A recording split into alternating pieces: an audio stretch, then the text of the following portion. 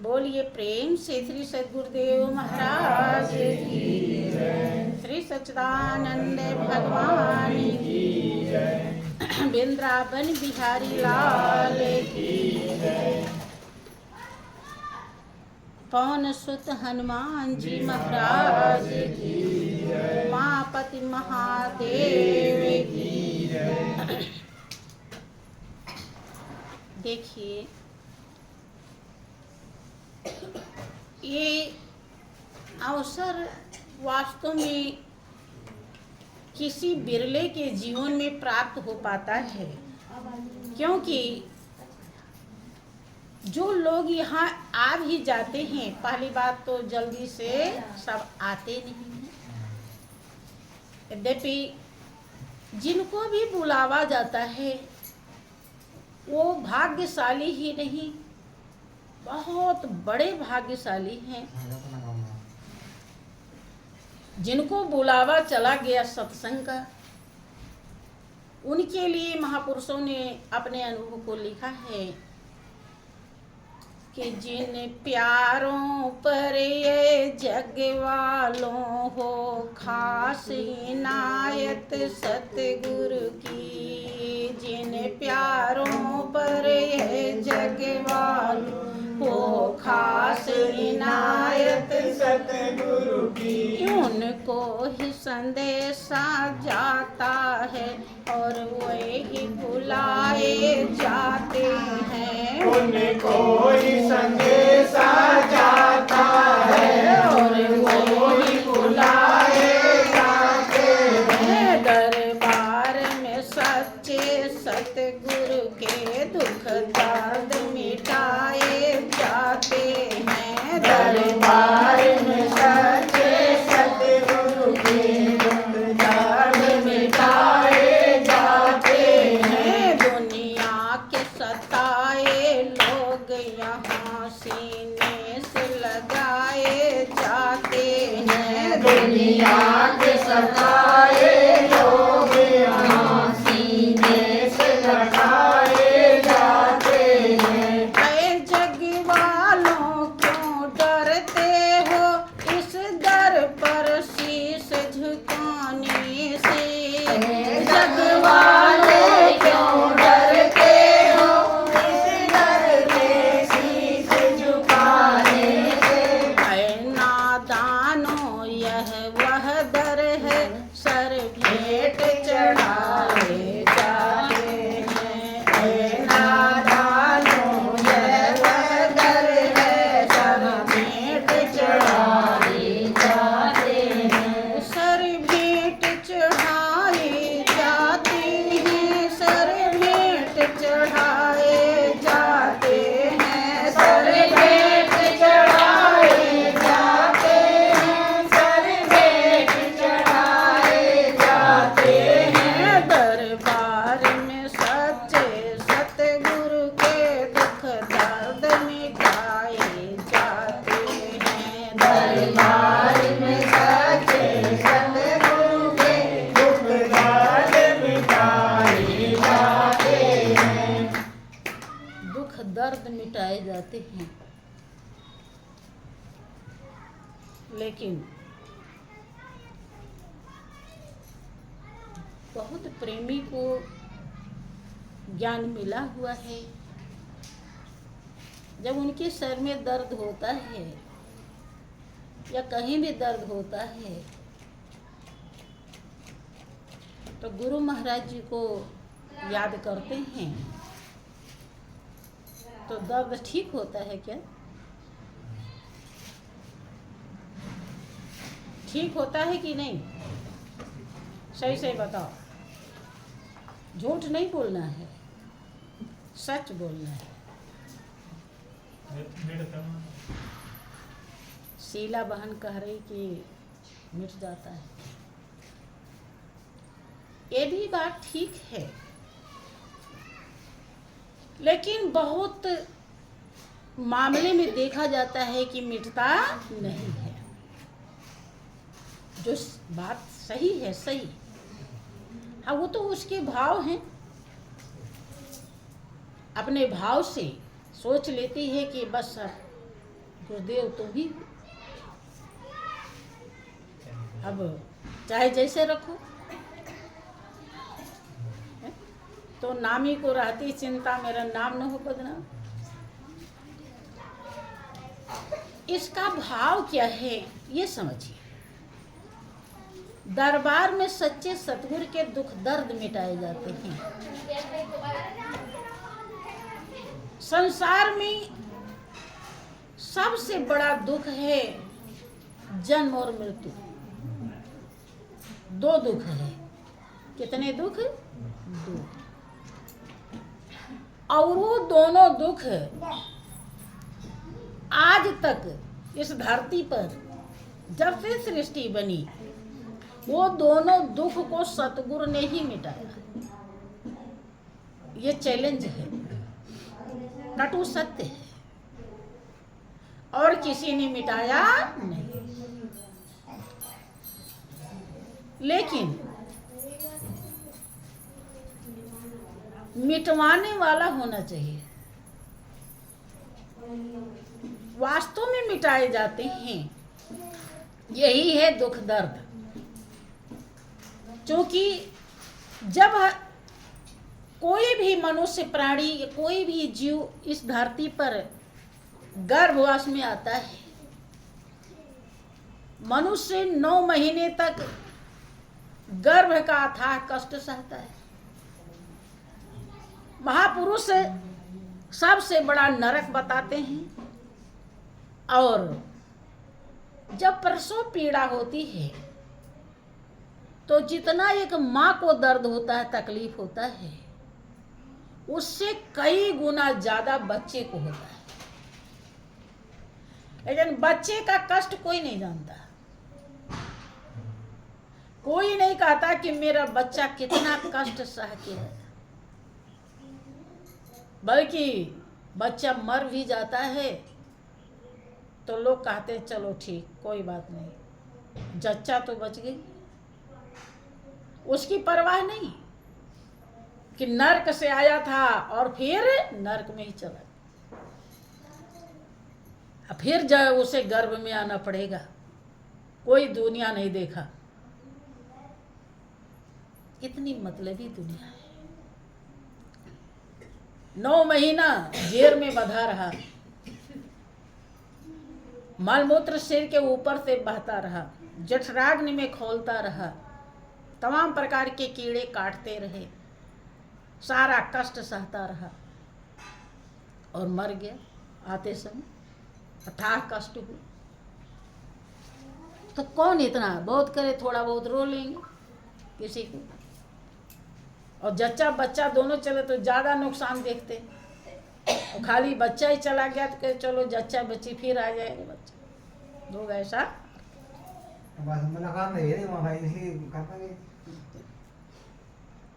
करते हैं। मुलाकात नहीं, गहराई का पता नहीं है, सच्चाई जानते नहीं, ज्ञान नहीं है, मोह के जाल में फंसे हुए हैं। इसीलिए इस सच्चाई को नहीं जानते। जिसे इस सच्चाई का ज्ञान हुआ उसने हड्डी गला दी कि ताकि ये झंझट खत्म हो जाए। लेकिन ज्ञान मिलने के बाद भी प्रेमी को ज्ञान नहीं होता है, पालन नहीं करते हैं, ध्यान सही से नहीं करते हैं, सेवा नहीं करते हैं, तो हृदय रूपी दर्पण साफ नहीं होता है। और साफ न होने के कारण जीवन की सच्चाई दिखाई नहीं। इसीलिए वो मूल्यवान कीमती अपने श्वास को यूं ही गंवा देते हैं, सदुपयोग नहीं कर पाते। इतना अथाह कष्ट तो जन्मते समय होता है, और जब प्राण निकलता है तो 72,000 नाड़ियां हैं। 72,000 नाड़ियों से एक साथ प्राण खींचे जाते हैं। और जब एक साथ खींचे जाते हैं आप लोगों को पता होगा कि कभी कभी कोई नस अजीब सी हो जाती है कि पैर फैला नहीं पाते, बटोर नहीं पाते, तो लगता है चीख निकल गई। जिसको हुआ होगा वो जानता।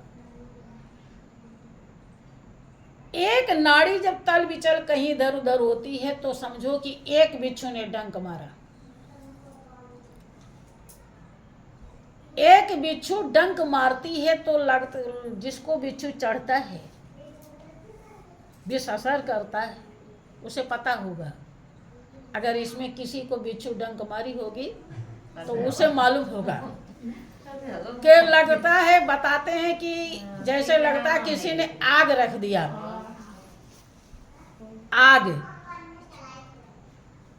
इतना जलने लगता है और लोग बुरी तरह से दहाड़े मार के चिल्लाते हैं। एक बिच्छू का दर्द बर्दाश्त नहीं होता है तो 72,000 बिच्छू एक साथ डंक मारे, इतना दर्द मृत्यु के समय होता है। अब विचार कीजिए, इससे बड़ा कोई दुख है? यही जन्मते और मरते समय जो दुख होता है, इससे बढ़कर कोई दुख दुनिया में नहीं है।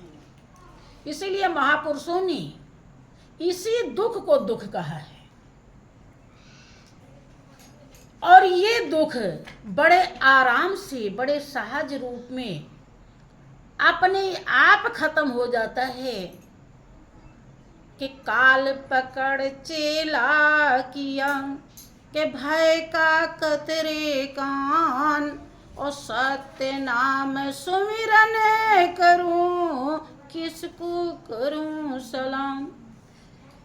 उस सत्य नाम से, उस सत्य से बढ़कर कोई शक्ति नहीं है, उससे ऊपर कोई शक्ति ही नहीं है। और गुरु के ज्ञान से उस शक्ति का बोध हो जाता है, और जब हम उसे हृदय में धारण कर लेते हैं तो काल भी चेला बन जाता है, और चेले से कभी भय नहीं होता है। अगर वास्तव में वो चेला है,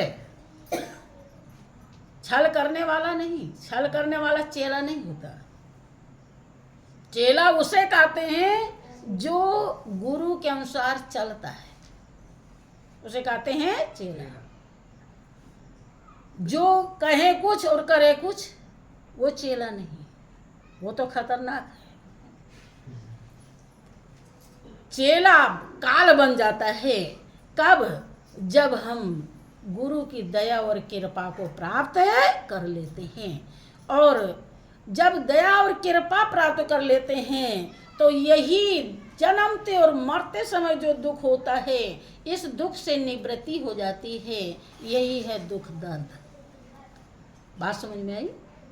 इसीलिए कहा गया कि दरबार में सच्चे सतगुरु के दुख दर्द मिटाए जाते हैं। और दुनिया के सताए लोग, ज्ञानी समझ पाता है कि हम सताए गए हैं। कैसे सताए गए हैं? झंझट के नाते। आज ये परेशानी तो कल ये परेशानी, तो कभी पति को देखना, कभी पत्नी को देखना, कभी बच्चों को देखना, कभी बेटी को देखना, कभी पड़ोसी को देखना, कभी किसी को देखना। लेकिन ये कुछ भी अपना नहीं है। लेकिन इनके चक्कर में, इनके निर्वाह के चक्कर में हम अपने से दूर हो जाते हैं। अब कोई नई नवेली नारी हो और उसको बहुत उल्टे सीधे काम में लगाए रखो, उसके पति से मिलने न दो, तो इसे क्या कहेंगे? सताना ही कहेंगे। ये नहीं लोग कहेंगे नहीं कि उसको तो बहुत लोग सता रहे, पति से मिलने नहीं देते। अर्थात इन्हीं झंझट के नाते आप अपने प्राणों के पति से, मालिक से मिल नहीं पाते हो। यही है सताना। दुनिया के सताए लोग यहाँ सीने से लगाए जाते हैं। अर्थात गुरु महाराज जी नहीं कहते हैं कि तुम इन्हें अपना लो, उन्हें अपना लो। क्या कहते हैं? तुम अपने को अपना लो। वो समझा देते हैं किसी ने कहा कि ठगों ने मेरा लूट लिया धन धाम, ठगों ने मेरा लूट लिया धन धाम।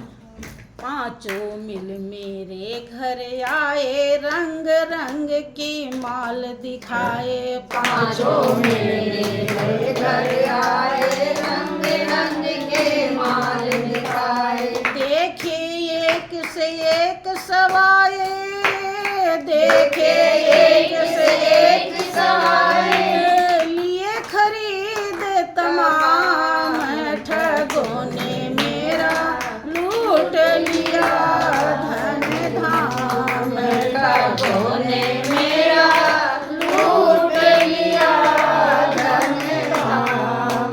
अब हम कितने खुश होते हैं जब हमारी अटारी ऊंची बन जाती है, कि मेरा मकान तो बहुत अच्छा चमचमा रहा है, बहुत बढ़िया है, हमारी इतनी अच्छी लड़की है, हमारा इतना अच्छा लड़का है, बहुत कुछ है, सब भरा भंडार है, लोग कहते। लेकिन सतगुरु क्या कहते हैं? ये कुछ भी तुम्हारा नहीं है। कि एक सराफ गली में आए, मैंने उनको माल दिखाए, एक सराफ गली में आए, मैंने उनको माल दिखाए। झूठे जेवर सभी बताए, झूठे जेवर सभी बताए, सूख गए मेरे प्राण, ठगों ने मेरा लूट लिया धन धाम, ठगों ने मेरा लूट लिया धन धाम। वो शराब सतगुरु हैं। अब बहुत बार क्या होता है कि कोई ठग आता है, कहता है कि पुराने देकर नए ले लो, जेवर बेचता है। अब नया तो नकली लाया रहता है, पुराना असली रहता है, वो असली दे करके वो नकली ले ली और खूब मगन है कि अभी इतना बड़ा पोटली बांध ली है कि पूरा लाखों करोड़ों की संपत्ति है। लेकिन अब सोनार को दिखाया, जब सोनार आ गया वहीं गली में कि देखो हमारा माल कितना है, कितने कीमती। उसने, चूंकि उसे पहचान है, स्वर्णकार जो होता है, सोनी जौहरी, वो से हीरे की परख है, हीरा है कि कांच है वो जानता है। उसने बता दिया कि जितना तुम ले रखी हो सब नकली है, कुछ भी असली नहीं। तो अब सर पकड़ के बैठ जाएगी कि नहीं बैठेगी? बैठेगी ना। ऐसे समझिए, जब सतगुरु के ज्ञान से हृदय रूपी दर्पण साफ हो जाता है तो समझ में आ जाता है कि जो गुरुदेव ने ज्ञान दिया है वही सीताबर है, अर्थात वही राम है, रोम रोम में रमने वाला है, हर जगह व्यापक है, सारी दुनिया उसी से आबाद है। और इतनी जिंदगी बीत गई, मैंने तो नकली में दिल लगाया जो कोई भी अपना नहीं है, असली में लगाया ही नहीं। तो बहुत दिमाग डिस्टर्ब हो जाता है, परेशान हो जाता है, बहुत तो रोने धोने भी लगते हैं, लेकिन पश्चाताप भी करते हैं। हाँ, उससे कोई फायदा नहीं होता है। हाँ, समझ कोई कोई पाता है, हर किसी के बस की बात नहीं है। इसलिए जितना भी हो सके, जिसको भी ज्ञान मिल गया है वो लापरवाही बिल्कुल भी न करें और ध्यान दें, देखें,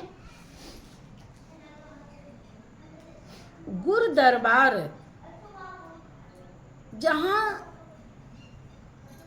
श्री महाराज जी, गुरु महाराज जी, सारे संत जो रात दिन मालिक की याद करते हैं, मालिक की ध्यान में रहते हैं, उस दरबार में उनका चरण पड़ा हुआ होता है। वो कभी वहां पर रहे हुए होते हैं, इसलिए वो एक एक कण पवित्र होता है, पावन होता है। जितना पावन मंदिर नहीं है, उससे ज्यादा पावन गुरुदरबार होता है। अब आप लोग कहेंगे कैसे?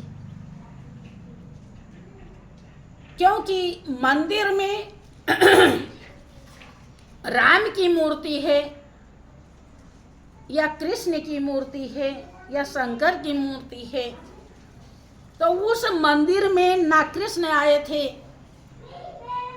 न राम आए थे, न शंकर आए थे, न राधा आई थी, आए थे।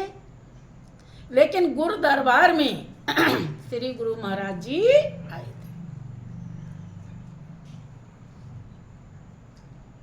राम से आपने कभी बात नहीं करी, राम को आप कुछ भी जानते नहीं हैं, केवल शास्त्र के द्वारा जानते हैं, रामायण गीता के द्वारा जानते हैं। लेकिन गुरु महाराज जी को आपने